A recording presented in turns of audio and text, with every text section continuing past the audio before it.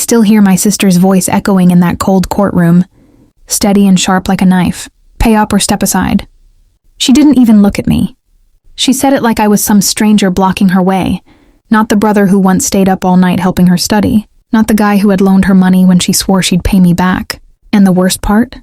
My parents stood right behind her, arms folded, nodding along, like this was all perfectly reasonable. They were demanding that I pay for a child that wasn't mine, and that they knew wasn't mine. Tell me, was I wrong for what I did afterward? Would you have handled it differently if your own family dragged you into court to squeeze you dry? It didn't start in a courtroom. It never does. That's just where everything finally snaps. Growing up, I was always the responsible one. My parents loved using that word. Responsible, mature, the example. I'm the oldest, and since we didn't have a lot of money, that meant I took care of everyone before I took care of myself. I worked part-time through high school so my sister Lily could do sports and clubs. When my mom worked late, I cooked. When my dad was stressed, I kept quiet. When things broke, I fixed them if I could. I even turned down a college I really wanted because it was too far and they needed me close. They said, "You'll understand when you have a family of your own." I guess I thought this sacrifice thing was normal. Lily, on the other hand, was the golden child. Not because she was perfect. If anything, she messed up way more than me, but because my parents thought she was fragile. "She's sensitive," my mom would whisper whenever Lily dodged consequences. "She needs support." So when she failed a class, teachers were blamed. When she blew her allowance, she was still learning. When she cried, the world stopped. And when I so much as raised my voice, suddenly I was too harsh. Fast forward a few years, I moved out. I finally got a decent job. I wasn't rich, but for the first time, my money was my money. I rented a small apartment, cheap furniture, mismatched plates, but it was mine. I still visited, still helped when they asked, but I thought maybe now I could start building my own life. Lily was in and out of relationships. The last guy she dated, Mark, always rubbed me the wrong way. He was one of those guys who always had a plan, but never actually worked. Always borrowing, always promising, always blaming the system when nothing worked out. He'd show up at my parents' place, eat their food, crash on the couch, and talk like he was some misunderstood genius. I remember telling Lily gently, "Hey, maybe just slow down with this guy. He seems unstable." She snapped at me, called me judgmental, said I thought I was better than everyone because I had my own place, so I backed off. I figured she'd learn on her own. Then one night I get a call. "It's Lily, she's crying. She says she's pregnant." My heart drops, but I try to be supportive. I ask, "Okay, are you safe? What do you need?" She says, "I'm keeping the baby. We're going to make it work." I ask about Mark, and she says he's trying, whatever that means. I could already picture it. My parents panicking, scrambling, enabling. And that's exactly what happened. They insisted Lily move back home so she'd have support. They took unpaid days off for appointments. They coddled her, pampered her, treated her like porcelain. Meanwhile, Mark, he dipped in and out, showed up when there was free food, vanished when there were bills. My parents hated him but never confronted him.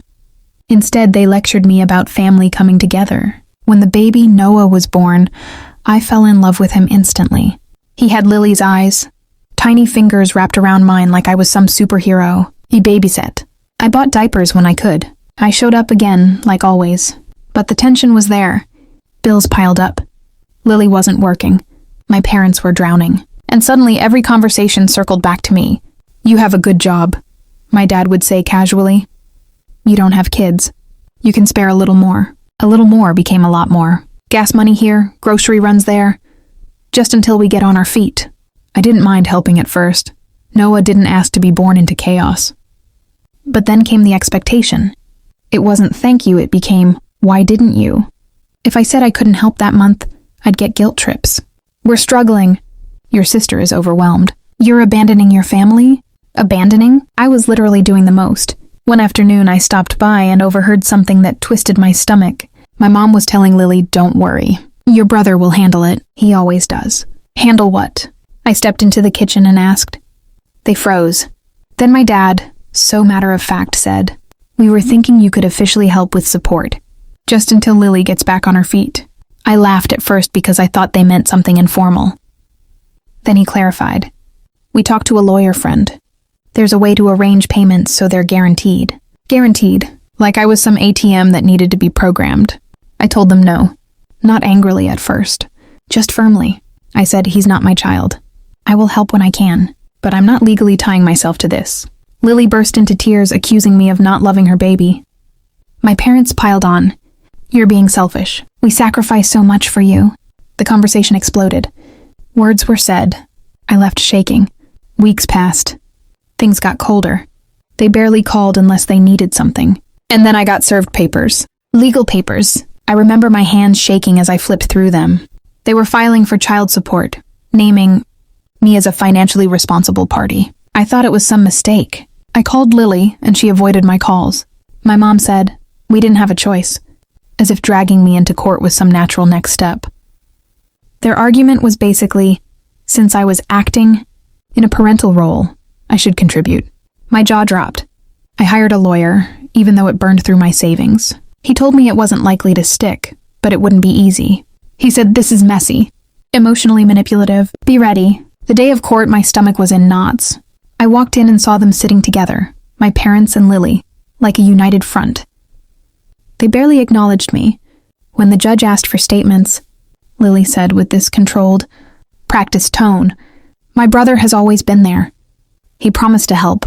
He said he'd take responsibility. A bold lie. Then came the line I can't erase. The judge asked about what they expected. And Lily looked right at me, eyes cold, and said, he needs to pay up or step aside. If he won't support my child, then he shouldn't be around us at all. My parents nodded. And there it was. They weren't just after money.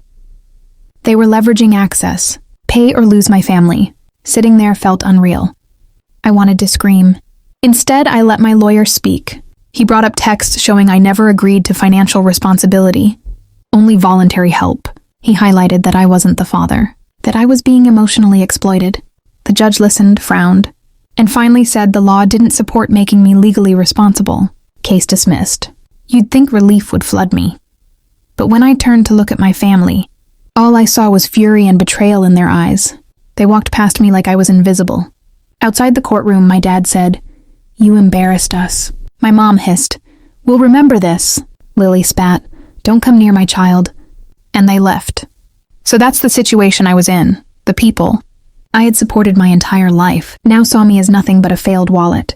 Before I tell you what happened next, I want you to really think about it. Pause for a second. If you were in my shoes, what would you have done? Would you have caved? Would you have paid just to keep the peace? Or would you have drawn the line like I did, even if it meant losing everyone? After court, I decided I needed distance. I stopped sending money. I focused on my job. Therapy honestly helped. I started unpacking years of guilt and obligation. I realized how long I had been cast as the fixer, and how dangerous it is when love becomes transactional. Weeks turned to months. No calls, no holiday invites.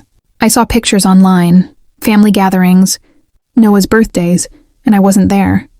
It hurt like hell. Sometimes I'd drive by the old house and just sit in the car, wrestling with myself. I missed my nephew. I missed the idea of my family, not who they were being. Then something happened. Mark resurfaced. And just like everyone predicted, he bailed completely. No visits. No money, nothing. My parents suddenly had full-time childcare again, and the financial strain doubled. One night, I got a text from my mom.